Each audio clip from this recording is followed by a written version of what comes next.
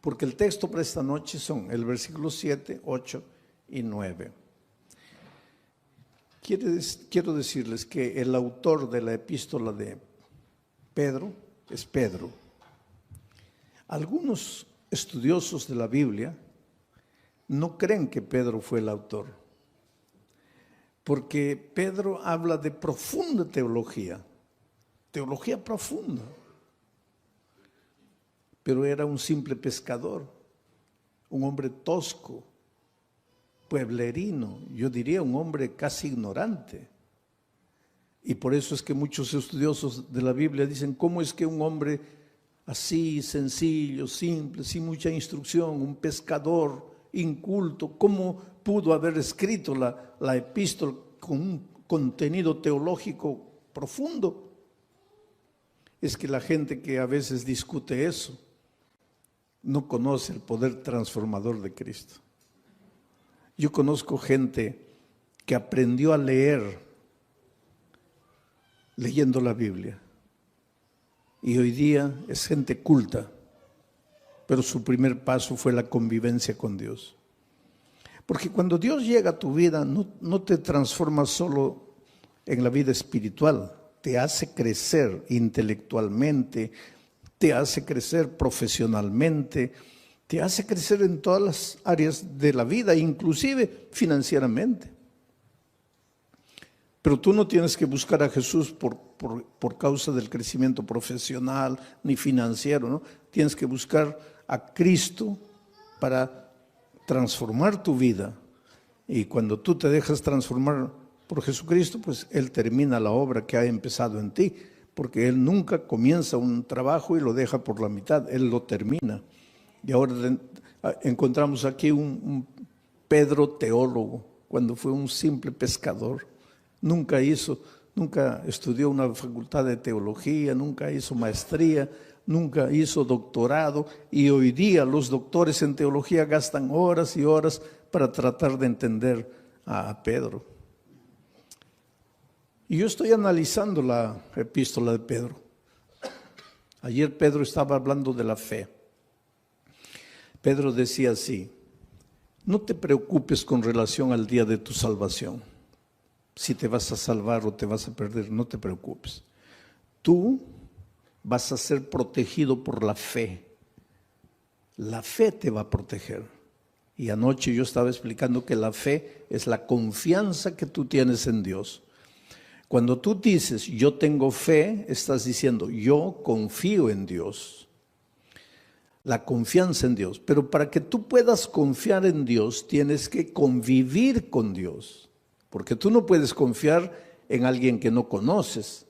Y no puedes conocer a alguien con quien no convives. Ustedes no me conocen, pero mi hijo sí me conoce.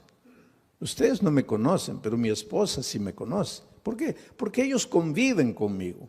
Ustedes no. Ustedes me ven una vez, pero eso no es conocer. No es porque me viste escuchar predicar un sermón y ya conozco al pastor Bullón. Conoces mi cara, pero no conoces cómo reacciono yo delante de las dificultades, delante de los momentos difíciles. Pero los que conviven conmigo sí, porque para conocer a una persona hay que convivir. Entonces, para confiar en Dios tienes que convivir con Dios. Si no convives con Dios, no lo puedes conocer. Y si no lo conoces, no puedes confiar. Y si no confías, no tienes fe. Entonces, ¿qué fe te va a guardar para el día final? Porque Pedro en el texto de anoche decía, es la fe la que te va a guardar para el día de la salvación.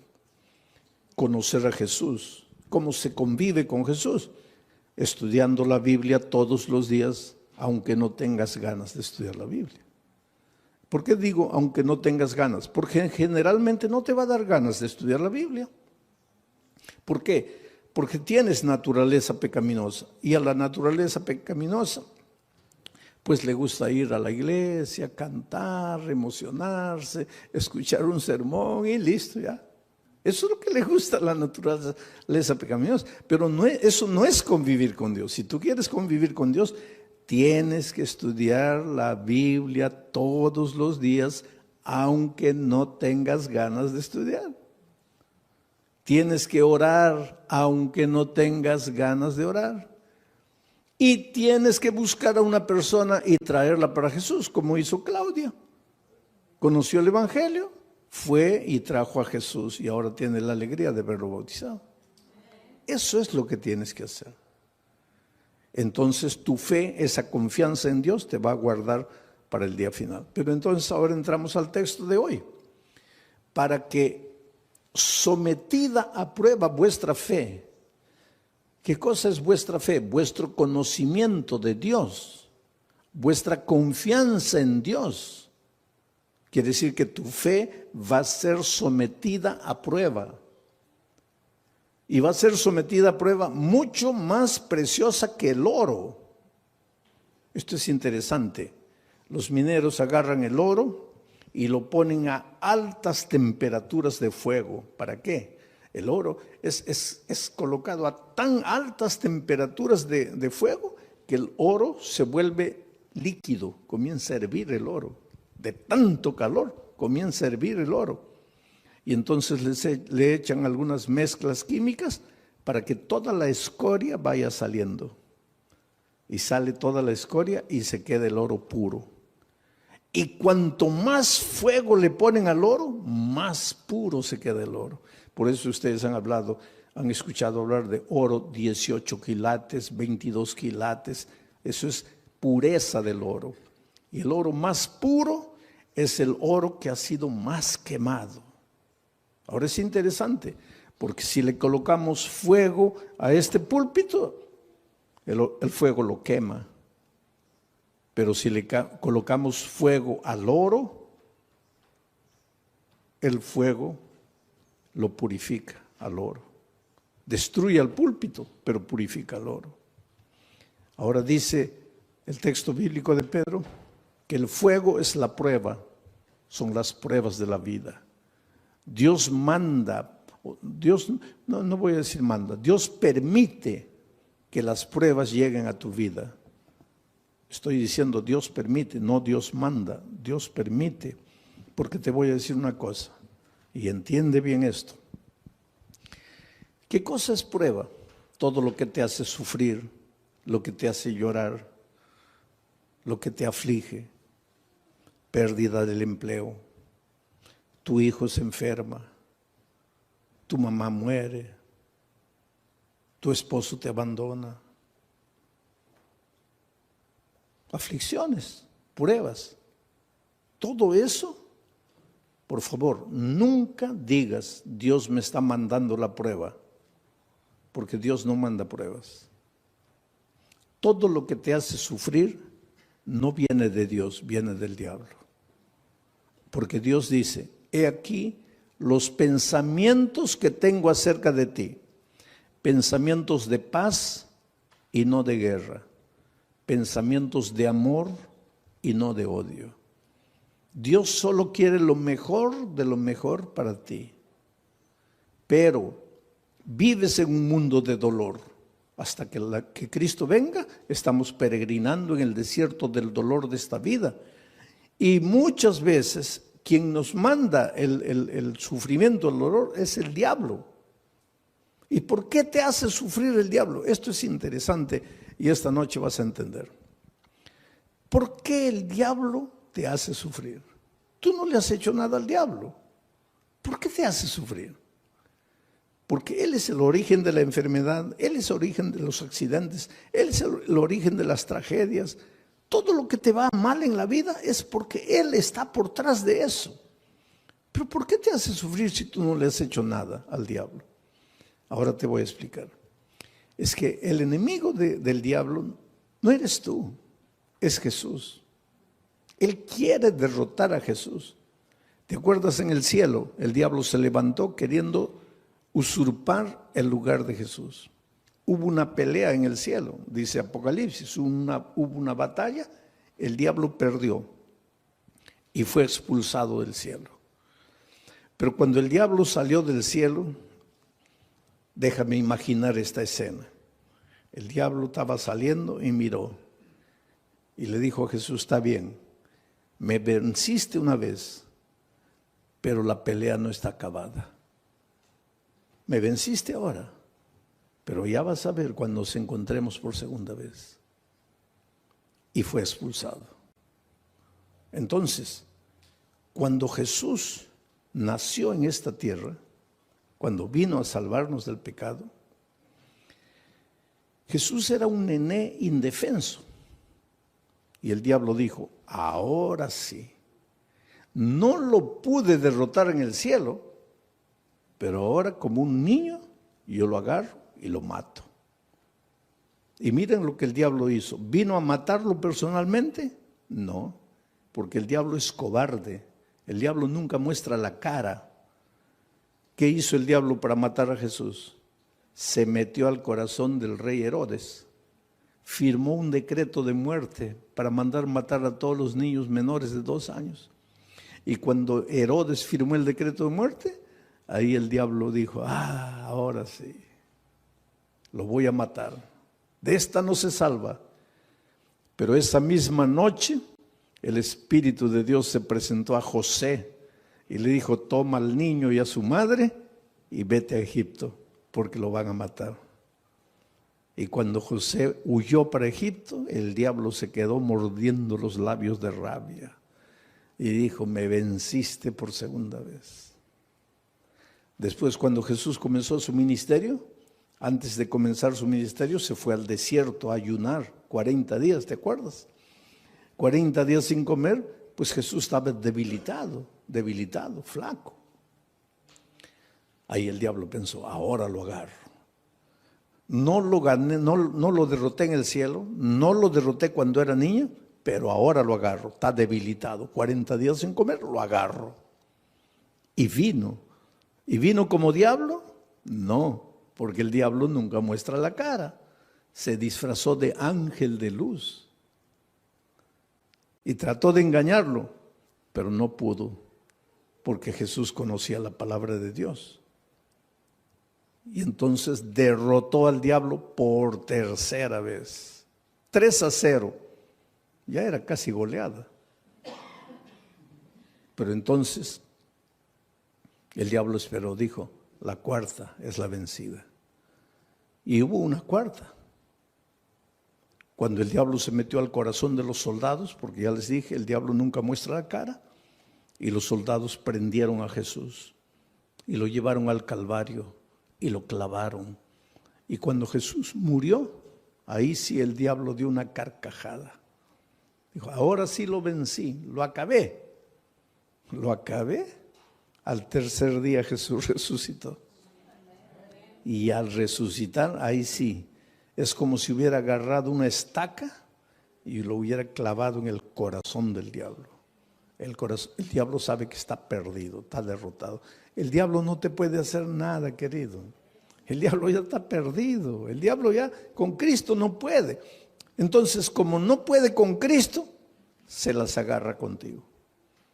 Es como si yo tuviera, vamos a decir, yo tuviera un hijito de 2 años. Pero tengo un vecino que quiere pelear conmigo. Viene, una bofetada, se va llorando el pobre. Pero es terco. Viene una segunda vez. Otra bofetada, se va llorando. Pero es terco, viene la tercera vez. Ahí ya ni levanto la mano, ya sale corriendo. Entonces llega a una conclusión mi vecino, no, con este no puedo, este fuerte. Entonces aprovecha que yo me vengo a Corpus Christi a predicar y agarra a mi hijito de 2 años a puntapiés y lo revuelca en la calle. Pues eso es lo que el diablo hace. Con Cristo no puede. Entonces él sabe que lo que más Jesús ama eres tú. Y ya que no puede con Cristo, se las agarra contigo y te hace sufrir y te hace perder el empleo y hace que tu hijito nazca enfermo y esto y aquello. En realidad el diablo no tiene nada contra ti. Él te hace sufrir porque sabe que haciéndote sufrir a ti, está haciendo sufrir al Señor Jesucristo. Pero ahora viene Pedro y dice así, pero es que los sufrimientos que te llegan a la vida no te pueden destruir porque tú no eres madera, tú no eres plástico, tú eres oro. Y si el fuego de la prueba purifica el oro, mucho más el fuego del dolor, del sufrimiento, va a purificar tu fe. Quiere decir, cuando el dolor llegue a tu vida, tú lloras. Si tienes que llorar, llora. Pero no te separes de Jesús. Dile, Señor, yo no entiendo por qué estoy sufriendo. Y hay una cosa interesante. Cada vez que tú quieres andar en los caminos de Dios, cada vez que tú te propones ser más fiel a Dios, ahí más viene el diablo para destruirte. ¿Por qué? Porque esa es la pregunta que mucha gente hace. Pastor, cuando yo estoy así relajado en mi vida cristiana, parece que no me vienen pruebas. Pero cuando me quiero consagrar, ahí viene todo. ¿Por qué? Simple. Porque cuando estás relajado espiritualmente, cuando no estudias la Biblia, no oras, nada, estás en el terreno de ¿quién? Estás en el terreno del diablo. Puedes estar en la iglesia, pero estás en el terreno del diablo. ¿Y para qué el diablo te va a molestar si ya estás perdido con él? Ya pues te deja tranquilo. Pero cuando viene una semana de oración y tú te entiendes que tienes que reconsagrarte y comienzas a estudiar la Biblia, a estudiar la palabra de Dios, ahí el diablo se asusta. Porque ¿qué dice? No, este se me va a escapar, se me va a escapar. Entonces, para desanimarlo, le mando una prueba. Y la prueba, en lugar de purificarte como el oro, ¿qué hace contigo muchas veces? Te desanima. Es por eso que cuando la prueba es más fuerte, es más que tienes que agarrarte de Jesucristo y no desanimarte. En el Brasil yo estaba haciendo una campaña evangelística en un estadio, y una señora que no era adventista, no era cristiana, nada, nunca iba a ninguna iglesia, nada, pero era una buena mujer, sentimientos nobles. Hay mucha gente que no está en ninguna iglesia, no conoce la palabra de Dios, pero pues escucha la voz de Dios en su corazón y camina, anda bien.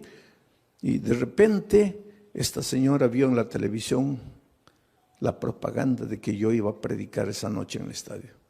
Ahora, ese día era su cumpleaños. Y de mañanita el esposo entró al cuarto y le dice, mira hija, estoy sin mucho dinero, no he podido comprarte un buen regalo, pero te he comprado un regalito. Y le dio una cajita. Y ella abrió y era la llave de un carro. Y cuando salió al patio, ahí estaba el carro, un carro importado, último modelo. ¡Qué felicidad! Su cumpleaños. Primera felicidad, el esposo se acordó de su cumpleaños, porque hay muchos esposos que ni se acuerdan del cumpleaños del esposo. Segunda felicidad, le regaló. Tercera felicidad, no le regaló cualquier cosita, le regaló un carro último modelo. Entonces ella estaba tan feliz que cuando vio la propaganda de la predicación en el estadio, dijo, bueno, estoy tan feliz que me voy al estadio a agradecerle a Dios. Va a predicar ese pastor, voy a agradecer. Y se fue al estadio. Feliz de la vida, entró. En la hora del llamado se levantó, vino adelante, le entregó la vida a Jesucristo. Dijo, ay, qué día tan feliz. Hoy es mi cumpleaños, hoy mi esposo me regaló el carro, hoy me entregué a Jesús. No, este es el día más feliz de mi vida. Y cuando sale a agarrar su carro en la playa de estacionamiento, los ladrones se lo habían llevado. Ahí ella comienza a pensar, toda mi vida no quise saber nada de iglesia, no quise saber nada de Dios y nunca me robaron ni un alfiler. Y hoy que le entrego mi vida a Cristo me roban el carro. ¿Qué Dios es ese? Ahí está la astucia del diablo. Tú preocúpate cuando no vienen pruebas a tu vida, querida. Porque a veces no vienen pruebas a tu vida porque el diablo está tranquilo contigo. ¿Para qué te va a mandar pruebas? Pero atrévete a entregarte al Señor Jesús, a caminar en sus caminos, que ahí viene el diablo con todo para desanimarte. Ahora vamos al texto bíblico una vez más.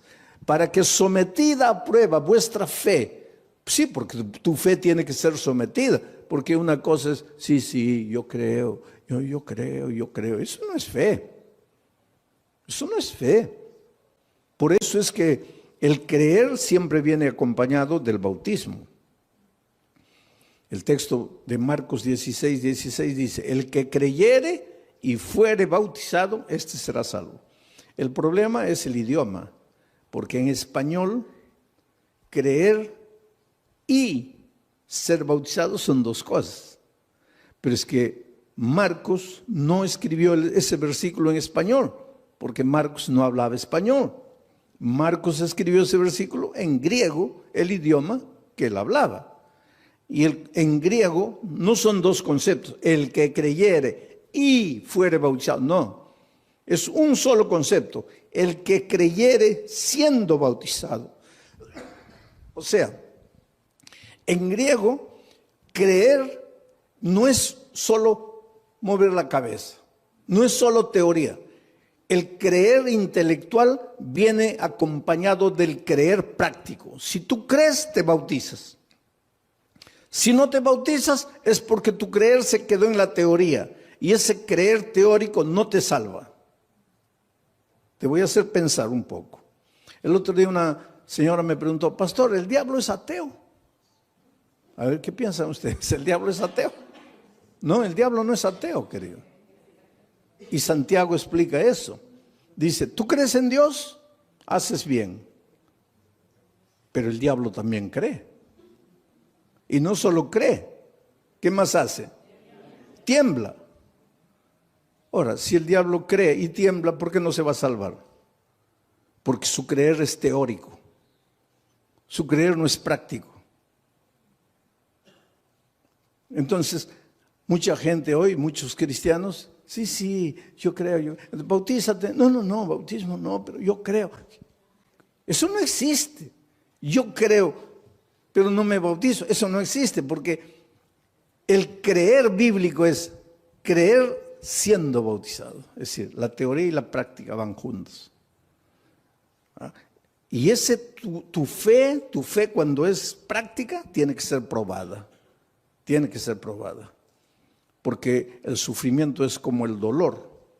Si tú comienzas a levantar pesas, comienza a doler. Levantas 10, ya pesa. Y comienza a doler. Al día siguiente 15, duele. Al otro día 20, duele, pero después te agarran aquí, pura piedra. Así es la fe. Cuanto más te duele, cuanto más dolor viene, cuanto más sufrimiento, tu fe más fuerte, más fuerte, más fuerte. Es por eso que en medio del dolor tienes que agradecer a Dios, porque Él sabe. Él no te manda el dolor, pero Él aprovecha el dolor que el diablo te manda para fortalecer tu fe. Para que sometida a prueba vuestra fe, mucho más preciosa que el oro, el cual, aunque perecedero, se prueba con fuego. El oro que perece, que es de esta tierra, se prueba con fuego. Entonces, si el oro se prueba con fuego, la fe, que vale mucho más, ¿cómo no se va a probar con fuego? Claro que tiene que venir el fuego del dolor. Para que sometida a prueba vuestra fe, mucho más preciosa que el oro el cual, aunque perecedero, se prueba con fuego, para que entonces vuestra fe sea hallada en alabanza, gloria y honra. Quiere decir que tu fe es bombardeada por el diablo.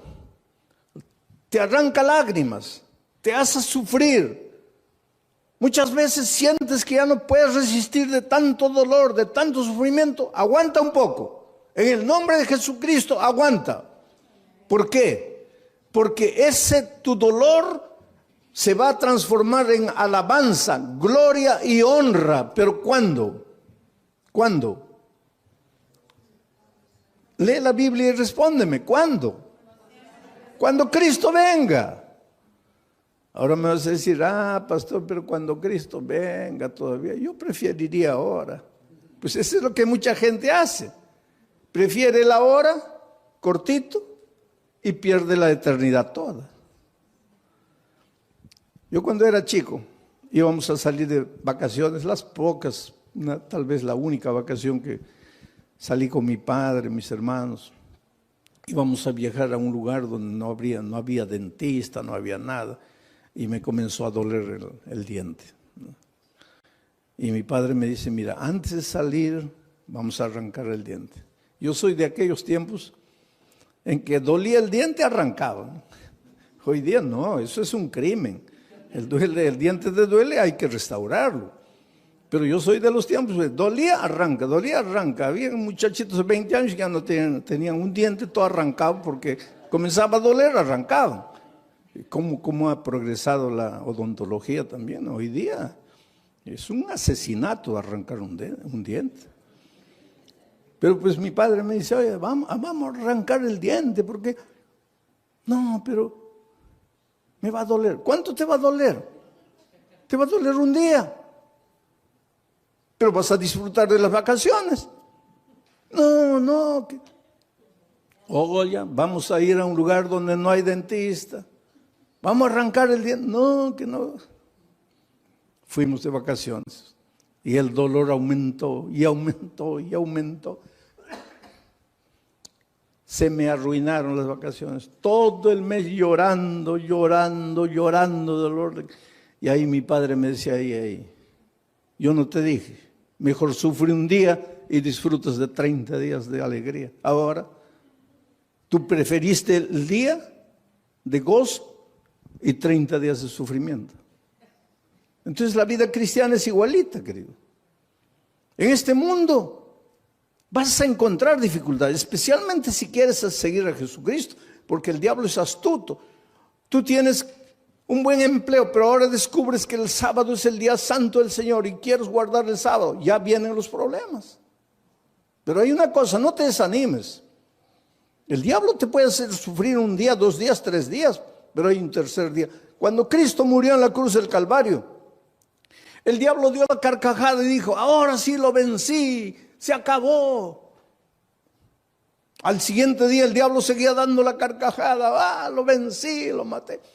Al tercer día amaneció dando la carcajada y de repente la carcajada del diablo paró en seco, porque la tierra se abrió y Cristo resucitó. El diablo se puede reír de ti hoy. Se puede reír de ti mañana, pero al tercer día va a tener que tragar la carcajada, porque Dios puede permitir que el diablo te haga sufrir un día, 2 días, 3 días, pero llega el momento en que Dios te va a devolver todo lo que el diablo te quitó. Así fue con Job. Le quitó la hacienda, le quitó los hijos, le quitó el dinero, le quitó todo, la esposa prácticamente, le quitó todo. Pero cuando llegó el momento, Dios le devolvió todo. Y se lo devolvió en doble. El doble de hacienda, el doble de dinero, el doble de camellos, el doble de ganado, el doble de hijos. Lo único que no le devolvió en doble fue la mujer. Pero todo lo demás le devolvió en doble. Dios es grande, querido. Cuando venga el dolor a tu vida, no te preocupes. ¿Por qué sufro? Dios me ha abandonado, Dios me ha dejado. No, querido, Dios no te ha dejado. Dios no te ha abandonado. Él tiene un plan para ti. ¿Y sabes por qué muchas veces permite que el dolor llegue a tu vida? Porque es la única manera de purificarte a ti mismo. A veces es en el dolor que aprendes a ser paciente. En el sufrimiento, en las lágrimas, aprendes a depender de Dios. Y esta vida cristiana es dependencia de Dios. Y esa disciplina de aprender a depender de Dios, muchas veces solo con el dolor.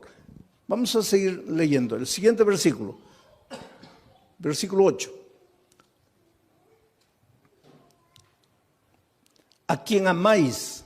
Está hablando de quién, de Jesucristo. Porque dice que vuestra fe va a ser recompensada con gloria, honra, alegría. ¿Cuándo? Cuando Jesús venga. Cuando Jesús venga, Jesús a quien amáis sin haberle visto. En quien creyendo, aunque ahora no lo veáis, os alegráis con gozo inefable y glorioso. Mira, a quien amáis sin haberle visto. ¿Tú vives con Jesús hoy? Sí, pero no como los discípulos que pudieron verlo. Por eso Jesús le dijo a los discípulos, bienaventurados los ojos de ustedes que pueden ver lo que los profetas quisieron ver y no pudieron. Estaba hablando del mismo. Los profetas siguieron a Jesús solo por la fe. Nosotros hoy también lo seguimos solo por la fe, pero los discípulos tuvieron un privilegio único. Ellos lo vieron físicamente. Pero aunque nosotros no podamos verlo físicamente, igual podemos verlo a través del estudio de la Biblia, de la oración y trayendo una persona para Cristo. Estamos conviviendo con Jesús. Pero aquí el asunto es, ¿quién escribe a quien amáis sin haberle visto? ¿Quién escribe este versículo? Pedro. ¿Y Pedro lo vio?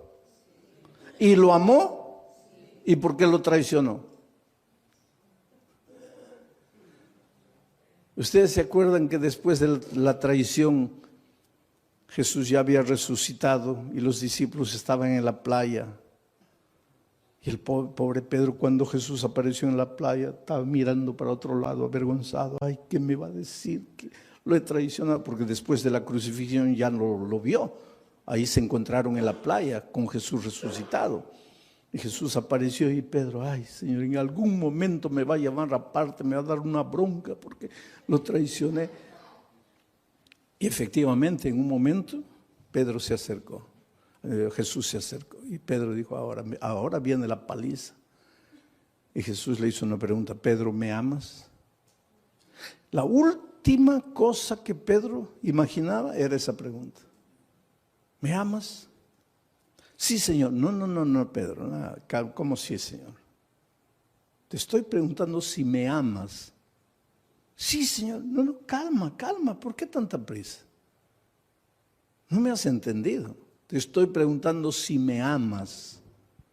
Y ahí él se dio cuenta de por qué Jesús le preguntaba eso. Y comenzó a llorar. Y dijo, Señor, yo sé, tú sabes todas las cosas.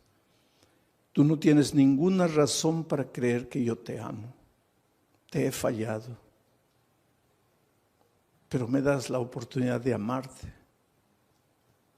Y Jesús le dijo, claro que sí. Y todavía te voy a confiar una misión, predicar el Evangelio. Y algunos días después, Pedro se levanta para predicar un sermón y bautiza a 3,000 personas.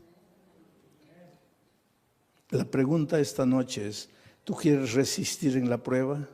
Cuando el dolor venga, ¿no quieres traicionar al Maestro? Entonces la pregunta es, ¿tú amas al Señor Jesús? Porque Pedro después de haber pasado todo eso, dice, a quien amáis sin haberle visto. ¿Por qué dice a quien amáis sin haberle visto? Porque él sí lo había visto. En quien creyendo, aunque ahora no le veáis, os alegráis con gozo inefable y glorioso. Lo que Pedro está diciendo es, tú aunque no lo veas físicamente, lo puedes amar. Y Pedro cuando se levantó, se arrepintió y le dijo a Jesús que lo amaba, dice la tradición, la Biblia no dice eso, pero la tradición dice que él fue crucificado. Y cuando lo iban a crucificar, él dijo, no soy digno de ser crucificado como mi Maestro. Crucifíquenme de cabeza para abajo. Y lo crucificaron de cabeza para abajo. No hay prueba bíblica para decir eso, pero la tradición dice, sea como fuere, sabemos una cosa. Después de transformado por el poder de Dios, él ya no tuvo miedo de morir por Dios. Oh, querido, Dios tiene un plan muy, muy bonito para tu vida. Las tristezas y dolores que llegan a tu vida tienen sentido, pero tienen sentido cuando tienes fe. Hace muchos años atrás, en la ciudad de San Pablo, los jóvenes de una iglesia fueron a participar de un congreso en el sur del país. 40 jóvenes, miembros del coro de la iglesia. Y el sábado en la noche, terminado el congreso, regresaban para San Pablo. Y el ómnibus se chocó. Sabe que los jóvenes venían cantando himnos, los himnos del coro. Venían cantando en el ómnibus y el ómnibus se chocó contra un camión cargado de fierro de construcción. Y el fierro los atravesó, así los hizo como los peruanos me van a entender, como anticuchos, ¿no? Los atravesó. 22 jóvenes murieron. Al día siguiente los periódicos publicaron una noticia. Y un periódico atrevido publicó así: ¿dónde estaba Dios cuando sus hijos cantaban? ¿Por qué no los cuidó? Es que el dolor es un misterio, ¿sabes? Tal vez en este momento tú te preguntes, ¿dónde estaba Dios cuando mi hijito de 3 años murió? ¿Qué culpa tenía mi hijito para morir como murió de leucemia? ¿Qué mal había hecho? Es que no necesitas hacer mal para sufrir. El diablo se deleita en hacerte sufrir. Pero el dolor es como el fuego sobre el oro, o te purifica o te destruye. Interesante que entre esos jóvenes que habían muerto, había una chica que hace 6 meses había sido bautizada, contra la voluntad de sus padres. Ella tenía 22 años, una joven. El día que se bautizó, el padre le dijo: mira, olvídate que yo soy tu padre, que tú eres mi hija. Lo peor que podría haberme sucedido en la vida es que tú traicionaras la fe de tus padres, de tus abuelos, de tus bisabuelos. Pero la niña no había conocido solo la teoría del Evangelio, sino que el Evangelio se había hecho carne en su vida, de tal manera que ella se volvió una hija tan dulce, tan cariñosa, pero la madre y el padre nunca aceptaron el calor, el cariño, el amor de la hija. Aquel viernes de tarde en que se iban para el congreso, ella fue a despedirse del papá y le dijo: mira papá, me estoy yendo a Curitiba con los jóvenes de la iglesia. Y él le dijo: ¿y qué me avisas a mí? Tú no haces lo que te da la gana, tú no te metiste a esa iglesia, tú no te bautizaste. ¿Y qué vienes a avisarme que te vas? Tú siempre haces lo que te da la gana, vete a donde quieras. Y ella le dijo: sí, papito, pero yo vine a darte un beso, me voy. Y cuando se acercó para besarlo, el padre retiró el rostro, dijo: no quiero nada de ti. Y en el camino de vuelta, la niña muere. ¿Sabes que los hijos de Dios también morimos en accidentes? Entonces, cuando te pasa un accidente, no digo: ¿dónde estaba Dios? Dios está en el mismo lugar. Jesús dijo que cuando la lluvia cae, moja a los justos y a los injustos. Y cuando el sol sale, alumbra a los justos y a los injustos. Estamos en un mundo de dolor. Ese padre hizo tanto escándalo en la iglesia, ¿sabes? El día del sepultamiento, 22 cajones estaban ahí. Y mientras sepultaban a los jóvenes sobrevivientes que habían salido del accidente cantaban. Sus amigos estaban siendo enterrados y ellos cantaban, lloraban. Las lágrimas caían, pero cantaban. Lloraban porque tenían tristeza. Cantaban porque tenían esperanza. Es que los seres humanos que aprendemos a confiar en Cristo, somos capaces de cantar en medio del dolor. Mientras que el padre estaba destruido ahí, ¿sabes? Y cuando llegó el momento de bajar el cajón de la hija, él se arrojó y decía: entiérrenme con ella, quiero morir. Y abrazando al cajón le decía: mira hijita, el viernes me quisiste dar un beso y yo no sabía que era el último beso y te rechacé. Por favor, perdóname. Quiero morir, quiero morir, quiero morir. Fue una escena triste, dramática, cuando sacaron al padre, terminó el entierro, todos se fueron. El hombre se quedó solito junto a la tumba de su hija.